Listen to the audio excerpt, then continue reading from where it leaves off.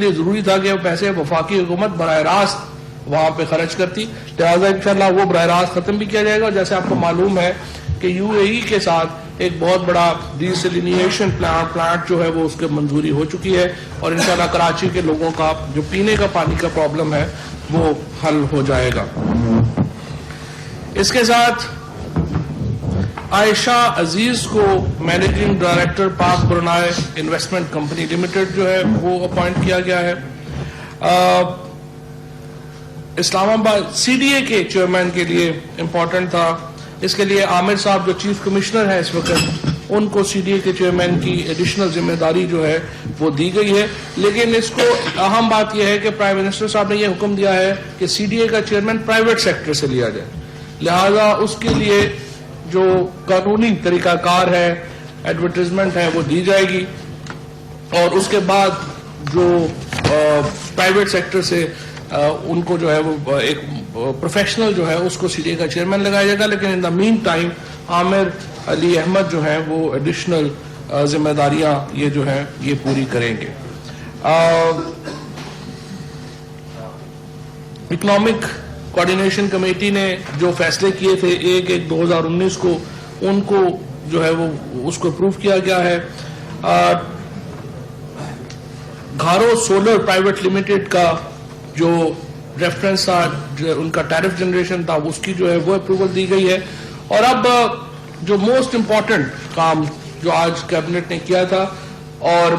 جو منسٹر شماریات ہمارے ساتھ خسرو بختیار صاحب جو ہیں وہ تشریف رکھے ہیں، ان کے سیکرٹری شماریات بھی ہمارے ساتھ ہیں.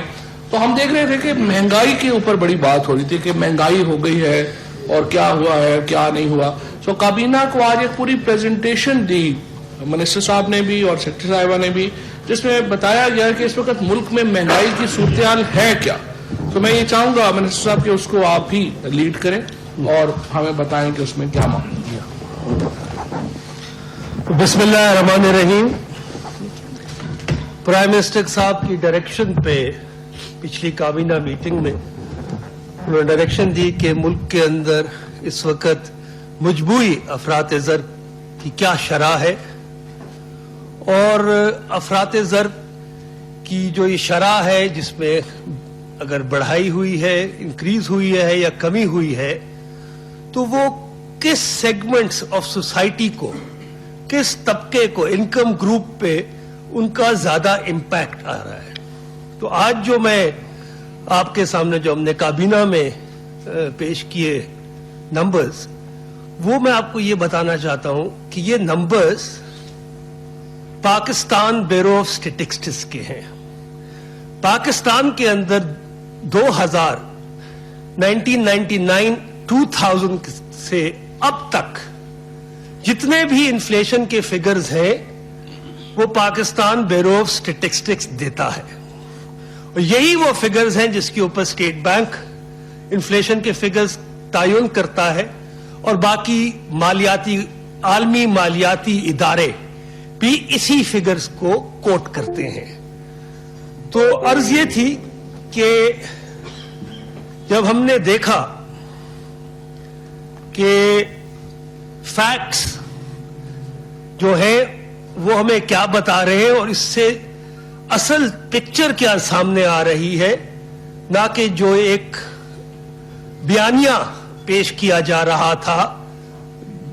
اپوزیشن کی طرف سے مہنگائی کا، تو اصل حقیقت کیا ہے. اور ہر حکومت، پچھلی 2 حکومتیں یا جو بھی حکومت 2000 سے اب تک آئی ہے، وہ انہی فگرز کے اوپر ہی اپنی پالیسیز کو بناتی ہے